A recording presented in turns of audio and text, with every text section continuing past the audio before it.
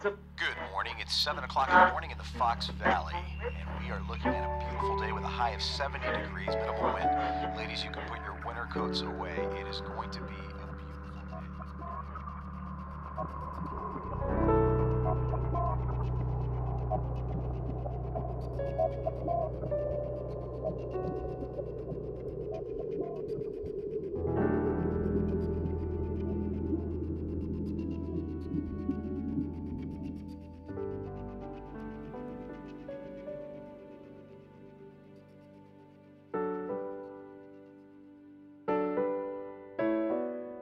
Hesed House is, it serves a lot of functions, and the primary two are to really give people a place to go when they have nowhere to go. And so, but for Hesed House, there are a lot of people on the streets. There are a lot of people hungry. There's a lot of people in some really dire situations.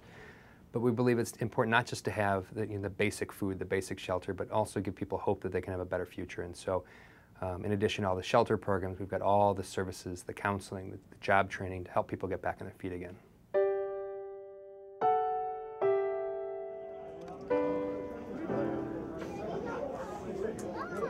I had a good job in Sandwich, and what happened was they were doing layoffs. They laid me off, and I was lost my apartment, was staying with some friends. They decided to wake me up at 4:30 in the morning and tell me to get all my stuff and get out. At that time, I had nowhere to go, didn't know what to do. I remember a friend of mine was telling me about the Hesed House in Aurora, and came up here. It's always remarkable to talk to someone on the first day that they're homeless, because typically the first day someone is homeless is literally the single worst day of their life.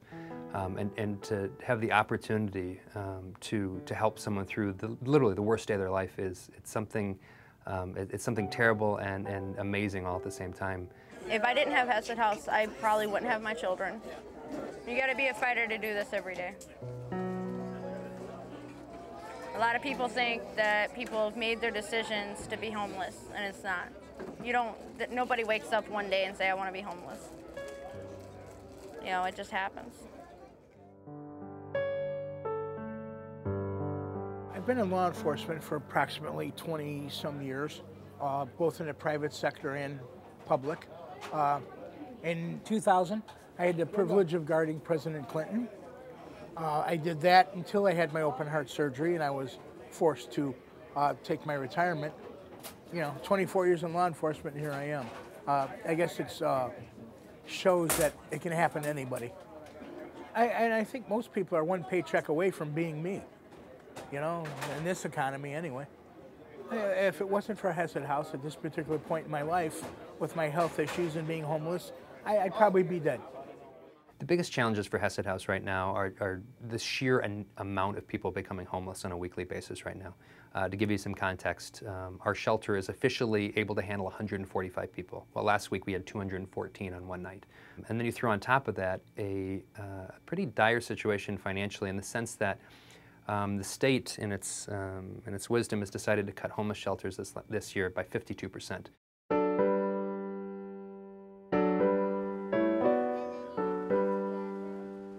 We've been homeless about 4 months now. I became homeless based on losing my job, getting laid off my job, because I had nothing. When you have nothing, you have nothing to give. Nobody wants to, and not going to rent to you with no job. You can't pay. We have each other and Sparky, and that's what pulls us through. Well, we came to Hesed House because we knew we could get help here, and we knew that they, cared about the community, and when you're down on your luck, whatever, you can come here and they will feed you, we'll have you up for the night. This place always preaches dignity and respect. A lot of homeless people, that's what they don't get, is dignity and respect. If someone gives you that, you still have something left of life. Sometimes it brings you down, but you have to I pick myself back up. I can't give up. If I just keep trying, it's going to get better.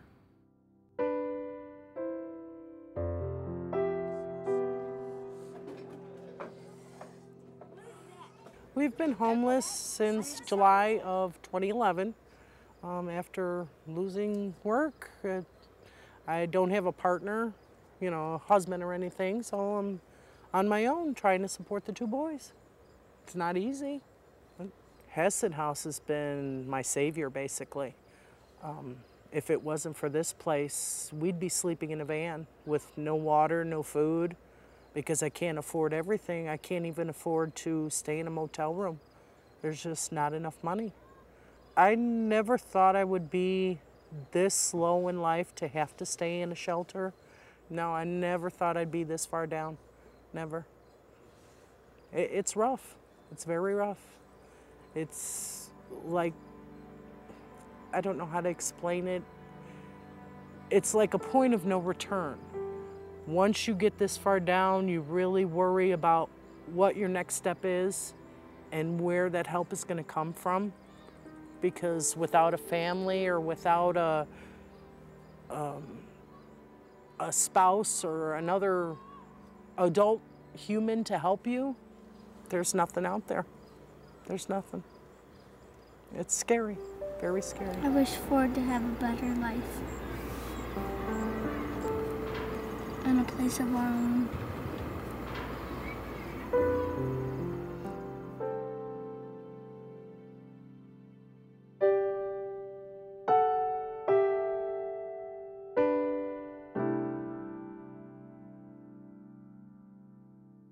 Well, it's bedtime, and we have to get sheets from the store over here, which they launder for us.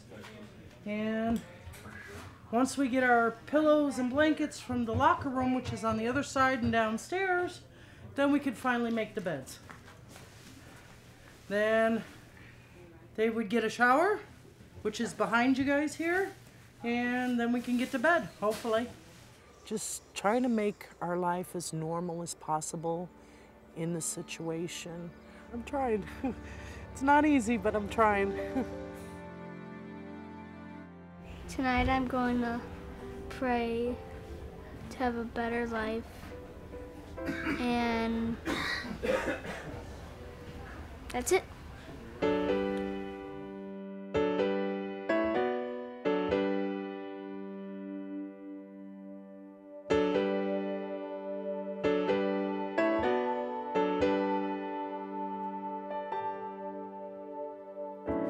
Her face tells a story, but the ending isn't clear. Calloused by a world of pain, she's not too hard to feel the fear. Lost her job and her home in less than a year. For her children, she fights back the tears. And she dreams.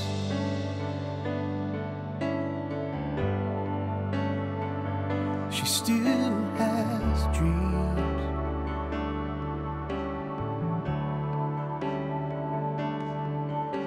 of a better life without the strife that comes in the night when she comes apart at the seams. Lord, she still dreams.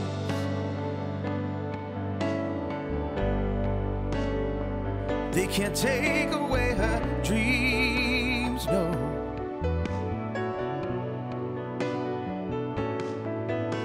For just one more day to make it right for them, she dreams.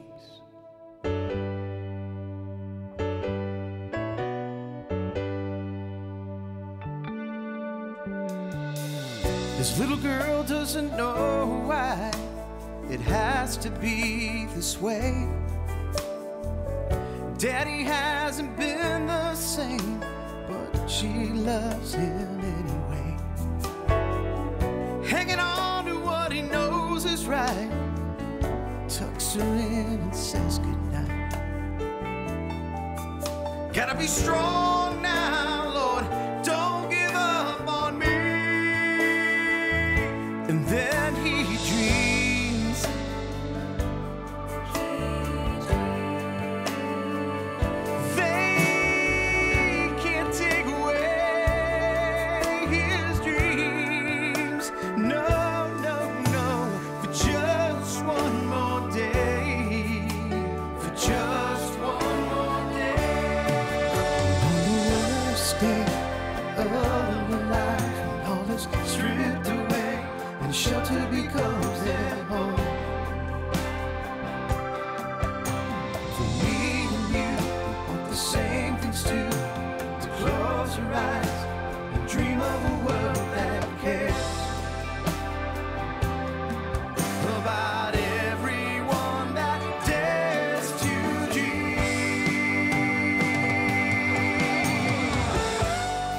would never ask someone to donate to the cause of homelessness. I mean, homelessness as a cause doesn't move me, but people do. And I have no problem asking people to donate to be a part of helping a person get from the worst day of their life to the best day of their life, the day they get out of homelessness.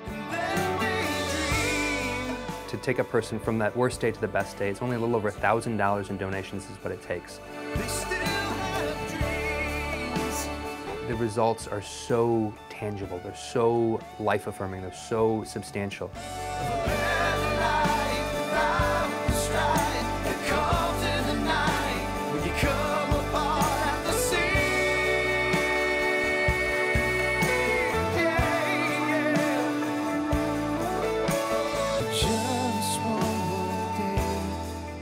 My dream for this place, that's simple. My dream for this place is to shut it down because it's no longer needed. We are not here to build an institution for perpetuity. Our job here is to put ourselves out of business. Our job here is to end homelessness. The face tells a story, but the ending isn't clear.